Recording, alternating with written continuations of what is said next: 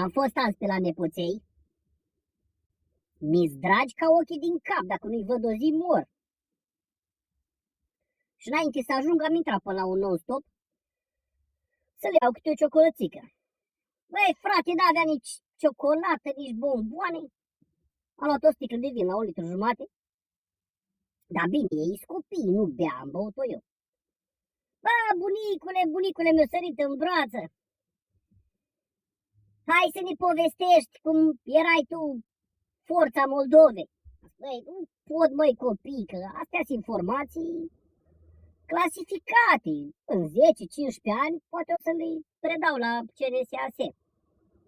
N-am cum acum să povestesc. Hai, bunicule, te rugăm frumos. Băi, copii, trebuie să le povestești. I-am zis că ia duceți-vă amândoi repede până la frigider, vezi, poate are tactul pe acolo o bere rece.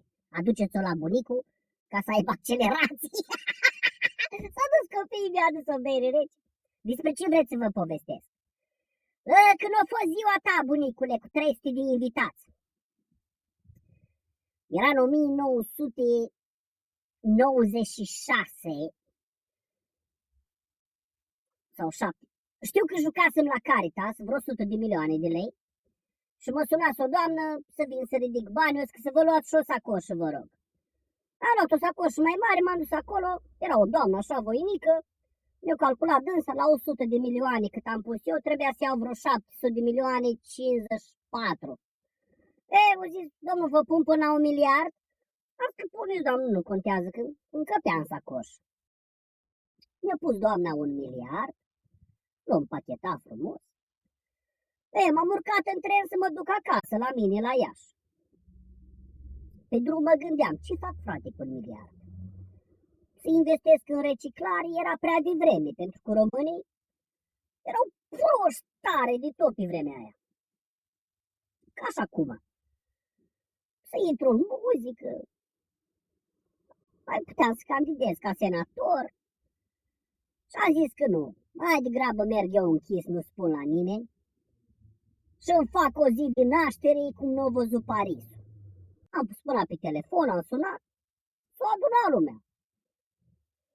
Mircea Lucescu, Viorel Cataramă, Victor Ciorbea, doamna Sofia Vicoveanca, Simona Senzual, Simona Trașcă, Placido Domingo, Backstreet Boys, au venit oameni.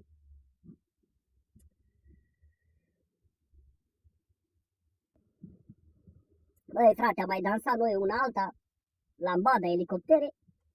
Pe la 2 mi-am dat seama că n-aveam pâine în casă. Aveam un pachet de unt, dar n-aveam pâine să-i servesc pe oameni cu un aperitiv.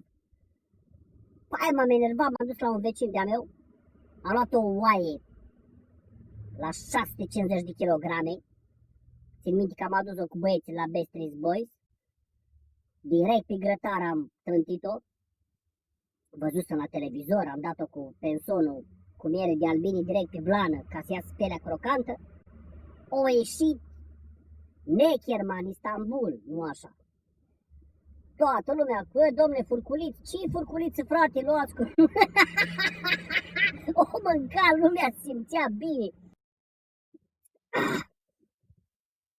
Pe la 10 bate la ușă. Eu am crezut că sunt niște gagicuțe frumoase pe care le chemasem. Când deschid, armata. Bună seara, sunteți domnul Marinică? Am zis că da, eu sunt. Avem pentru dumneavoastră un ordin de încorporare. Trebuie să vă prezentați de urgență la războiul din Irak. Și am zis, domnule, dar e ziua mea cu 300 de invitați. Și o că ne pare rău, ăsta e ordinul.